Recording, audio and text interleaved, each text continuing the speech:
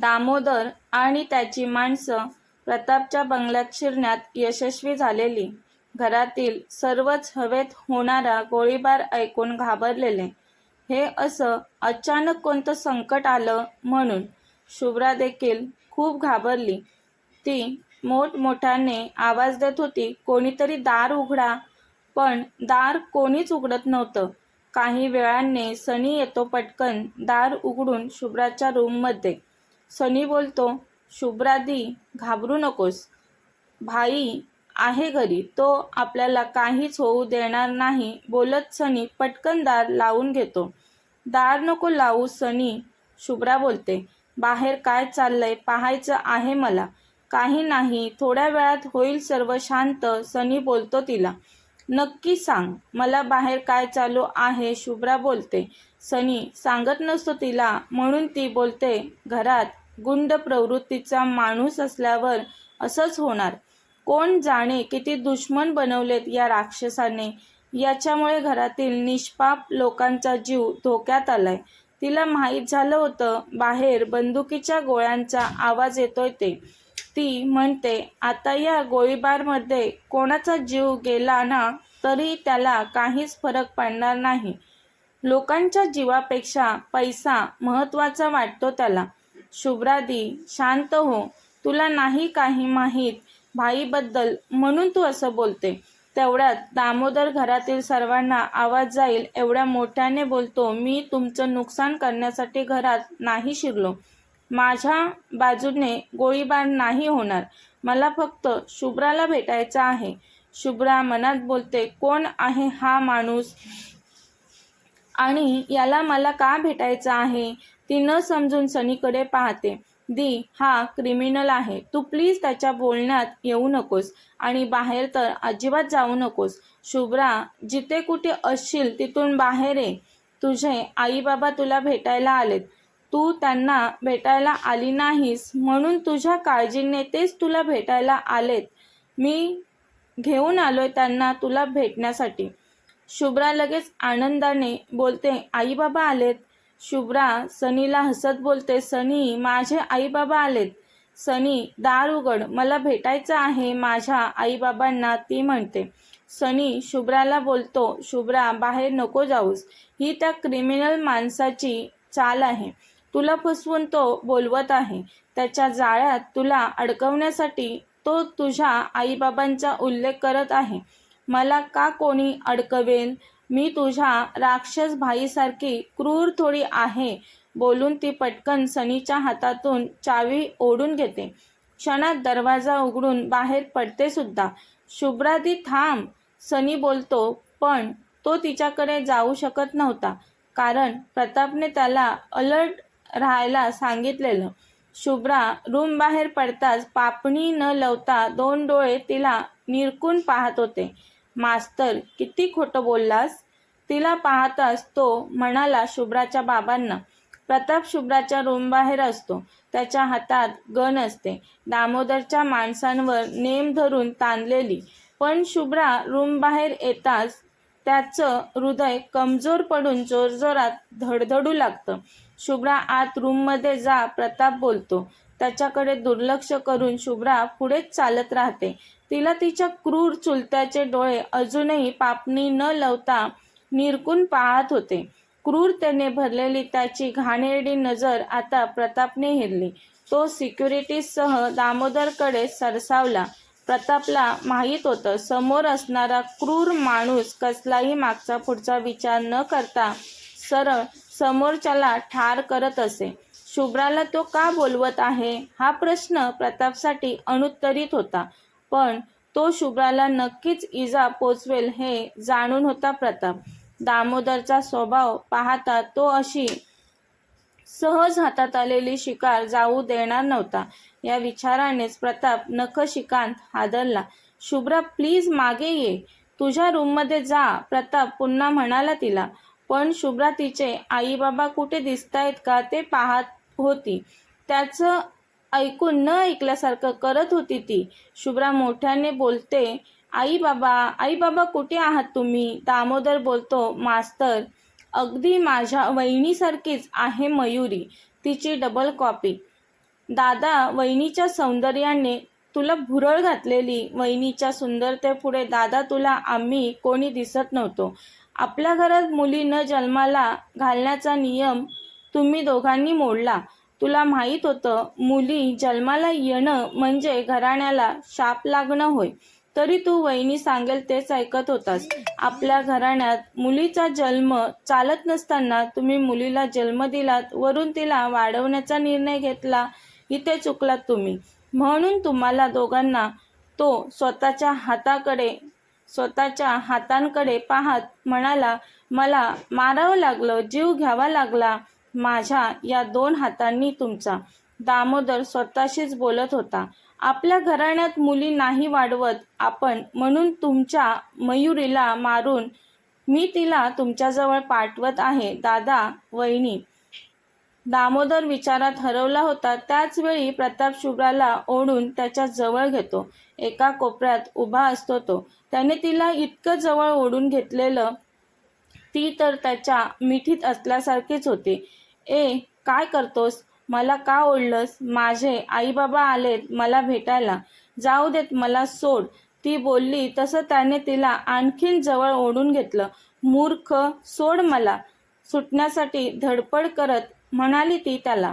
गप्प बस, आवाज करू नकोस थोडाही. समोरचा माणूस तुलाच पकडण्यासाठी आलाय. प्रतापचा चेहरा अगदी तिच्या चेहऱ्यासमोर होता. बोलताना त्याचे गरम श्वास तिला जाणवत होते. तसं ती तोंड फिरून त्याही परिस्थितीत कुस्तिकपणे हसून, वा, ड्रामेबाज सुद्धा आहेस तू. तुझा दुश्मन असेल तो. मला कशाला पकडेल? तू त्याची जमीन हडपली असशील म्हणून आला असेल बदला घ्यायला. बोलून ती त्याला हिसका देत त्याच्यापासून सुटका करून घेत असते. पण प्रतापची तिच्यावरची पकड इतकी मजबूत असते, त्यामुळे ती त्याच्यापासून दूर तसूभरही हलू शकत नव्हती. प्रताप स्वतःला शांत करत तिला थंड स्वरात आवाज देतो, शुभ्रा, खरंच तो तुला पकडायला आलाय. तू त्याच्या जाळ्यात फसू नकोस. शुभ्रा प्रतापचं ऐकत आहे असं दाखवत त्याच्या डोळ्यात काही सेकंद एकटक पाहू लागते. पुढच्याच क्षणात असेल नसेल तेवढं त्राण अंगात आणून प्रतापला जोरात धक्का देते. पटकन तिथून वेगाने पळून जाते. तिला तिचे आई बाबा दिसतात आता. आई बाबा. शुभ्रा आनंदाने चेहऱ्यावर हसू आणत बोलते आणि त्यांच्या जवळ धावते. इकडे प्रताप शट, ही मुलगी चिडून बोलतो. तरीही तिला स्वतःपासून दूर जाताना पाहून त्याचा श्वास रोखला गेला. हृदयाची धडधड जास्तच वाढली त्याच्या. तिच्यावरची घारीसारखी नजर अजिबात हटवत नव्हता तो. शुभ्राला तिचे आई बाबा भेटतात, पण त्यांची अवस्था पाहून तिच्या पायाखालची जमीन सरकते. आई बाबांच्या तोंडावर पट्टी बांधलेली आणि त्यांचे हातही बांधलेले. तिचे बाबा तर नजरेनेच, जा शुभ्रा, इथून लवकर जा. आमच्याजवळ का आली तू? तुझ्या जीवाला धोका आहे, नजरेने सांगण्याचा प्रयत्न करत होते. पण आई बाबांची दयनीय परिस्थिती पाहून ते काय सांगण्याचा प्रयत्न करत आहेत हे कळण्याच्या कंडिशनमध्ये नव्हतीच ती आता. ती लगेच आईच्या तोंडावर बांधलेली पट्टी काढायला पुढे होऊन पट्टीला हात लावणार तेवढ्यात, थांब, ही चूक करू नकोस मयुरी. तुलाही तुझ्या आईबाबांसारखी चूक करण्याची सवय आहे का? तुझ्या खऱ्या आईबाबांसारखी म्हणजे? विचार करत काही क्षण ती एकदम सुन्न झाली. तिच्या आईबाबांच्या डोळ्यातून फक्त अश्रुधारा लागलेल्या. कोण वाचवेल आपल्या मुलीला तिच्या चुलत्याच्या तावडीतून या काळजीने? डोळ्यांसमोर मुलीचा जीव जाताना पाहणं ही कल्पनाच त्यांना असह्य वेदना देत होती. शुभ्राच्या आईबाबांच्या मागे लपलेला दामोदर पिस्तूल हातात धरून शुभ्राजवळ आला आणि शुभ्राच्या डोक्याला पटकन पिस्तूल लावून म्हणाला, कोणी गोळी चालवण्याचा प्रयत्न केला तर खबरदार, ही मारली जाईल माझ्या हातून. तो शुभ्राला बोलतो, मयुरी, तुला खूप वर्ष लपवून ठेवलेलं या मास्तराने. नाहीतर तू जन्मलेलीस तेव्हाच तुला संपवणार होतो. पण तुझ्या आईने या मास्तरडाकडे लपवलेलं तुला, म्हणूनच वाचलीस. तुझ्या आईने तुला लपवलेलं म्हणून आज जिवंत आहेस तू. तिच्या डोक्यावर पिस्तूल ताणून तिचा चुलता तिच्या अगदी जवळ उभा होता. शुभ्रा खूप घाबरली. भीतीने थरथरू लागली ती. कोण आहात तुम्ही? कसं तरी बोलते ती. मी तुझा चुलता, तुझ्या वडिलांचा सख्खा भाऊ. तुझ्या बापाला आईला मीच मारलं. का माहिती आहे का तुला? तुला कसं माहिती असेल? या मास्तरडाने काही सांगितलं नसेल तुला. मी सांगतो ऐक. माझ्या दादांनी आणि वहिनीने तुला जन्माला घातलं तेव्हाच त्यांना सांगितलेलं तुला संपवायला मी आणि माझ्या आईने. पण नाही ऐकलं तुझ्या खऱ्या आईबापांनी. म्हणून जीव घेतला मी त्यांचा. मारलं मी तुझ्या खऱ्या आईबाबांना. या मास्तराची मुलगी नाहीस तू. तू मयुरी आहेस. तुला जन्म देणाऱ्या तुझ्या खऱ्या आईबाबांना मी केव्हाच मारलंय. हे तुझे आईबाबा नाहीयेत.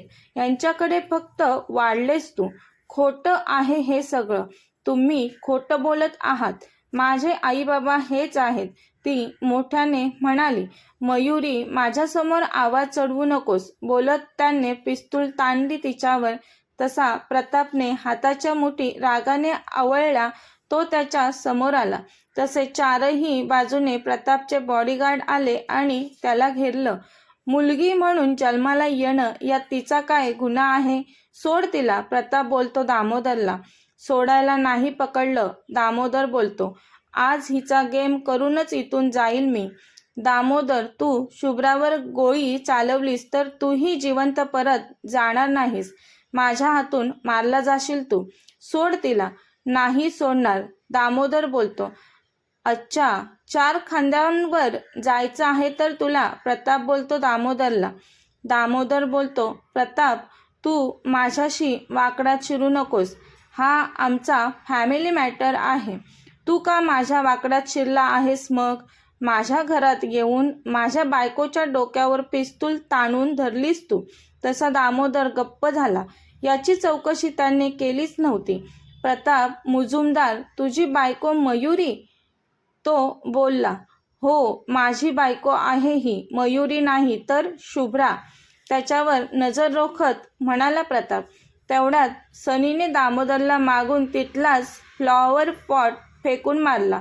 दामोदरच्या डोक्याला लागल्यामुळे त्याला वेदना झाली. त्याने पटकन एक हात डोक्याला लावला आणि शुभ्राच्या डोक्यावर पिस्तूल ताणून धरलेला हात आपसूक खाली झाला.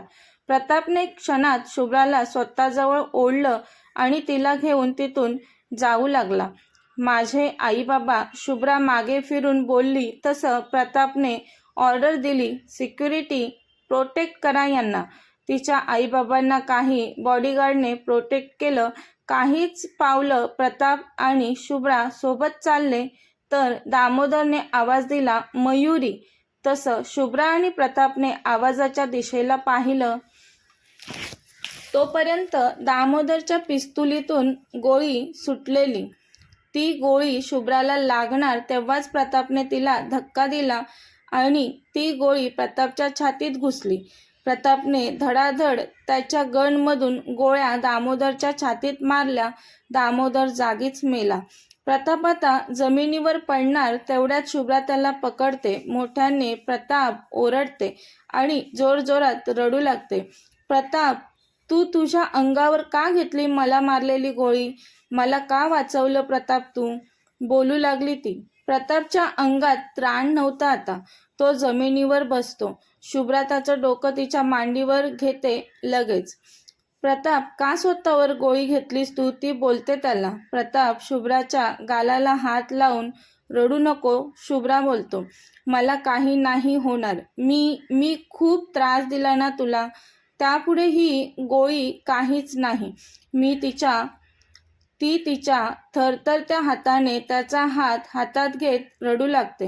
प्रतापला गोळी लागली कळताच घरातले सगळे बाहेर येतात.